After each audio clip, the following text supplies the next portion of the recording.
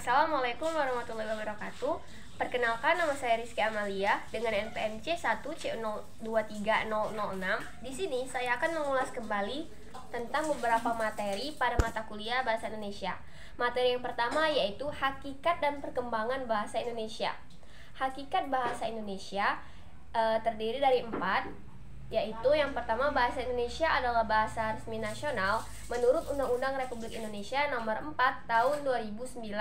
Yang kedua yaitu bahasa Indonesia adalah salah satu varietas bahasa Melayu. Yang ketiga yaitu bahasa Indonesia diresmikan sebagai bahasa nasional pada tanggal 18 Agustus 1945. Dan yang keempat yaitu bahasa Indonesia sebagai bahasa komunikasi. Kedudukan dan fungsi bahasa Indonesia. Yang pertama, sebagai bahasa nasional. Fungsinya yaitu sebagai lambang kebanggaan bangsa Indonesia. Yang kedua, sebagai lambang identitas nasional. Yang ketiga yaitu alat penghubung. Dan yang keempat, sebagai alat pengembang dalam bidang kebudayaan, ilmu pengetahuan, dan teknologi. Yang kedua yaitu sebagai bahasa negara. Fungsinya yaitu sebagai bahasa resmi kenegaraan, bahasa pengantar dalam pendidikan, bahasa penghubung nasional, dan sebagai alat pengembang kebudayaan, ilmu pengetahuan, dan teknologi. Menurut Undang-Undang Negara Republik Indonesia tahun 1945, Bab 15 Pasal 36, bahasa negara ialah bahasa Indonesia. Menurut Undang-Undang Republik Indonesia tahun 2009 Nomor 24 tentang bendera, bahasa, lambang negara, serta lagu kebangsaan. Perkembangan bahasa Indonesia. Yang pertama yaitu sebelum Indonesia merdeka. Yang pertama pada abad ke-7 Masehi atau 601 Masehi sampai 700 Masehi. Bahasa Melayu digunakan sebagai bahasa kenegaraan Kerajaan Sriwijaya.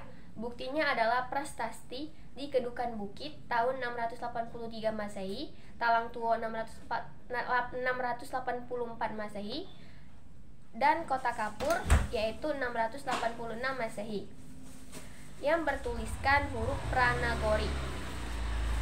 Yang kedua yaitu pada abad ke-901 telah dilakukan penyempurnaan ejaan yang tertuang dalam Peraturan Ejaan Bahasa Melayu dengan huruf Latin, yaitu pada tanggal 28 Oktober 1928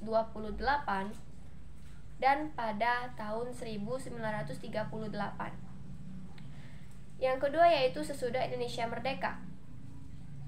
Yang pertama terdapat pada Undang-Undang Negara Republik Indonesia tahun 1945 Bab 15 Pasal 36. Kemudian disempurnakan dengan ejaan Republik atau ejaan Suwandi pada tanggal 19 Maret 1947. Dan pada tahun 1957 adanya pembaruan ejaan oleh Profesor Prijono dan E. Katapo. Yang keempat yaitu Kongres Bahasa Indonesia pada tahun 1954 di Medan. Yang kelima, ejaan Melindo atau Melayu Indonesia pada tahun 1959.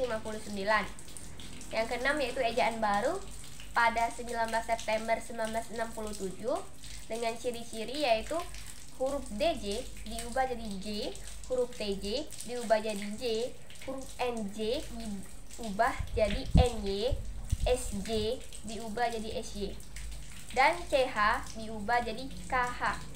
Yang ketujuh yaitu dengan penyempurnaan pada lembaga bahasa dan kesusastraan pada 1968. Tahun 1975 menjadi pusat pembinaan dan pengembangan bahasa. Tahun 1988 pedoman umum ejaan yang disempurnakan atau EYD. Tahun 2009 diterbitkan edisi ketiga. Kemudian tahun 2016 PUEYD diganti menjadi PUEBI, yaitu Pedoman Umum Ejaan Bahasa Indonesia. Materi yang kedua yaitu tentang sikap berbahasa Indonesia. Apa sih pengertian dari sikap bahasa? Sikap bahasa yaitu peristiwa perasaan atau kejiwaan seseorang terhadap suatu bahasa sendiri atau bahasa orang lain dalam wujud rasa bangga, mengejek, menolak atau menerima bahasa tertentu. Menurut Krida Laksana 2001, Fishman 1986, dan Rusiana 1989. Ciri-ciri sikap kebahasaan menurut Garvin dan Mathiot 1968. Yang pertama, yaitu kesetiaan bahasa yang mendorong masyarakat untuk mempertahankan bahasanya serta mencegah adanya pengaruh bahasa lain. Yang kedua, yaitu kebanggaan bahasa yang mendorong orang mengembangkan bahasanya dan menggunakannya sebagai lambang identitas dan kesatuan masyarakat. Yang ketiga, yaitu kesadaran adanya norma bahasa yang mendorong orang untuk menggunakan bahasanya dengan cermat dan santun. Komponen sikap berbahasa ada 3. Yang pertama yaitu komponen kognitif yang berhubungan dengan pengetahuan. Yang kedua yaitu komponen afektif yang berhubungan dengan penilaian. Dan yang terakhir yaitu komponen konatif yang berhubungan dengan perbuatan.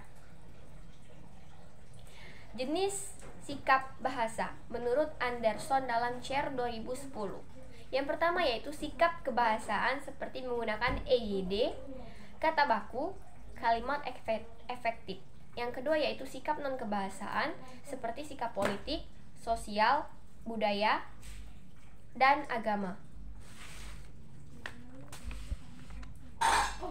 Sikap terhadap bahasa Indonesia ada 2. Yang pertama yaitu sikap positif dan yang kedua adalah sikap negatif.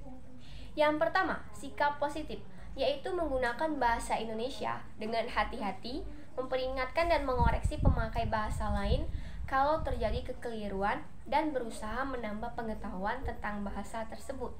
Yang kedua, yaitu sikap negatif, yaitu merasa dirinya lebih pandai daripada orang lain dan berbangga diri karena fasih dalam menguasai bahasa asing. Materi yang ketiga yaitu bentuk tulisan secara umum. Yang pertama yaitu prosa fiksi dan prosa non-fiksi. Yang pertama yaitu prosa fiksi. Prosa fiksi contohnya yaitu novel, cerpen, dongeng, legenda, fabel, dan mitos. Yang kedua yaitu prosa non-fiksi atau tulisan akademik atau karya tulis ilmiah. Nah, ini terbagi menjadi 2, yaitu hasil kajian pustaka dan hasil dari proses penelitian. Yang pertama yaitu hasil kajian pustaka. Biasanya terdiri dari makalah, artikel ilmiah populer, berita, biografi, buku teks, buku ajar, modul, buku panduan praktikum, dan lain-lain. Sedangkan untuk hasil dari proses penelitian, contohnya seperti laporan hasil penelitian, skripsi, tesis, disertasi, artikel jurnal, makalah hasil penelitian, buku referensi, dan monograf. Yang kedua yaitu puisi. Puisi terdiri dari puisi lama dan puisi baru.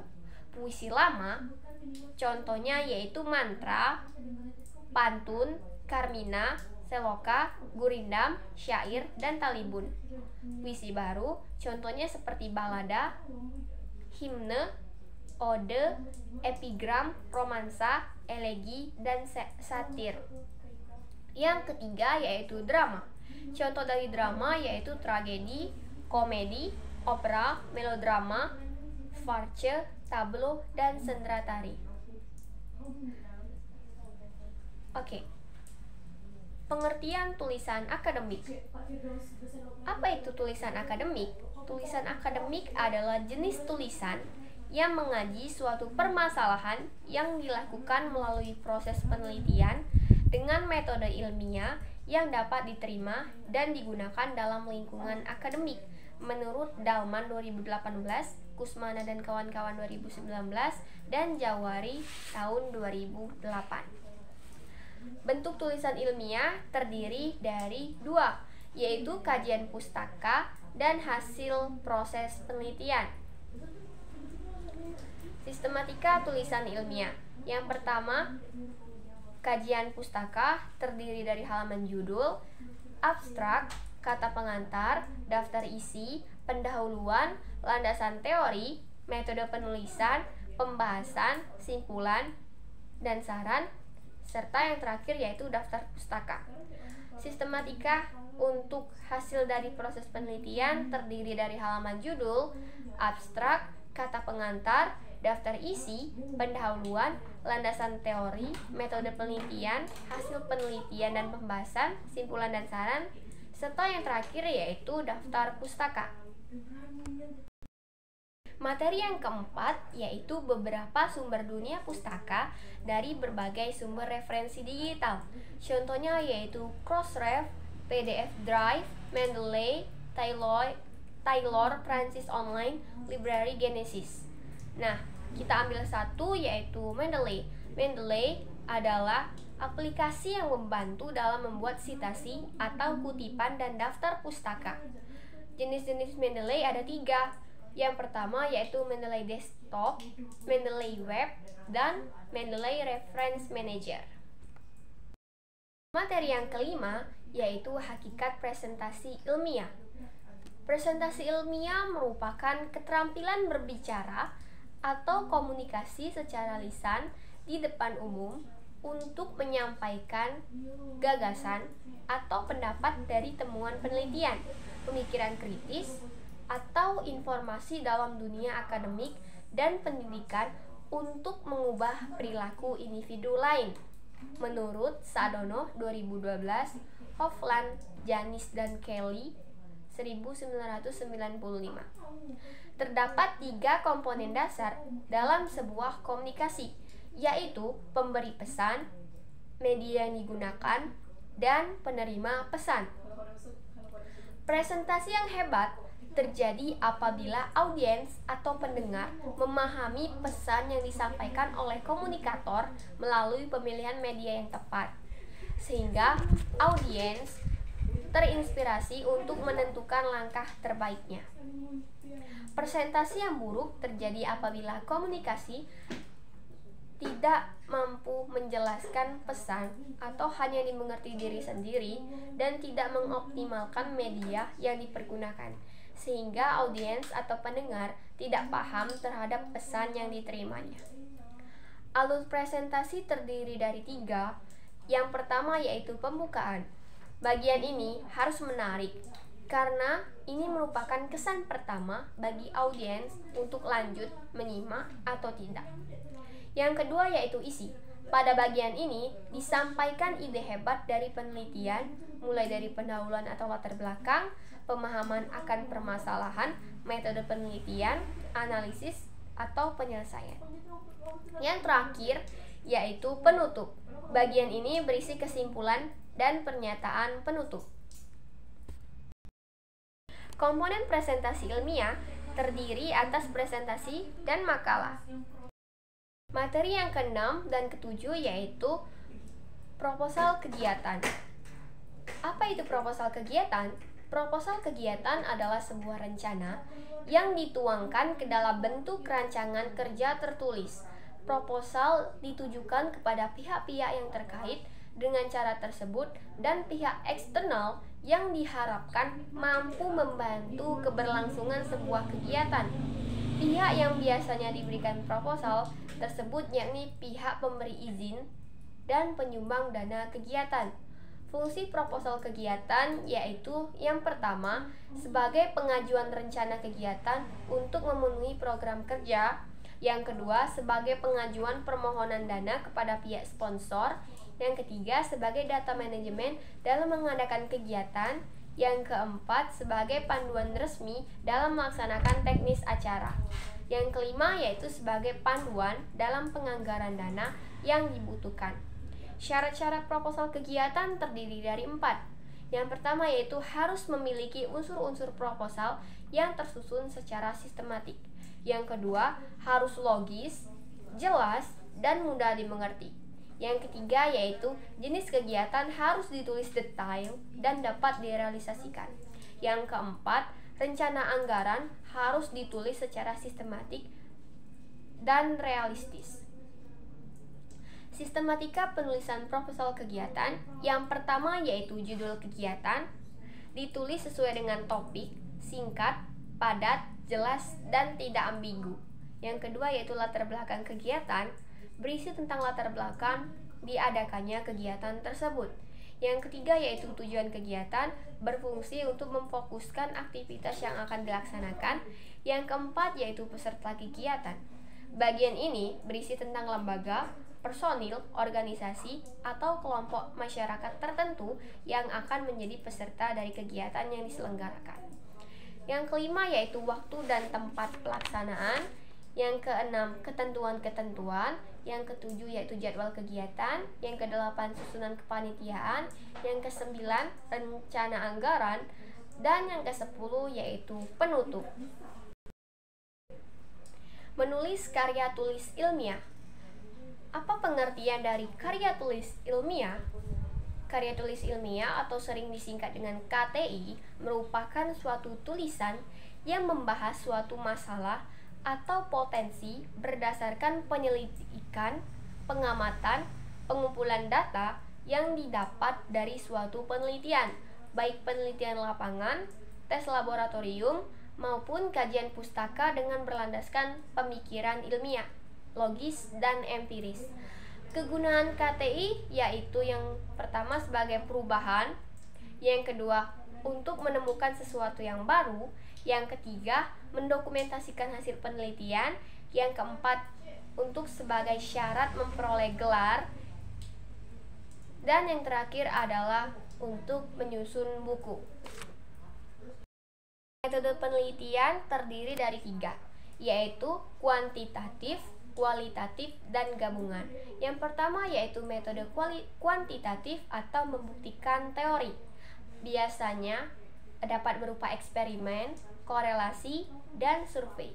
Sedangkan metode kualitatif yaitu berisi data dan sumber data. Dan yang terakhir yaitu metode gabungan, yaitu merupakan gabungan antara metode kuantitatif dan kualitatif.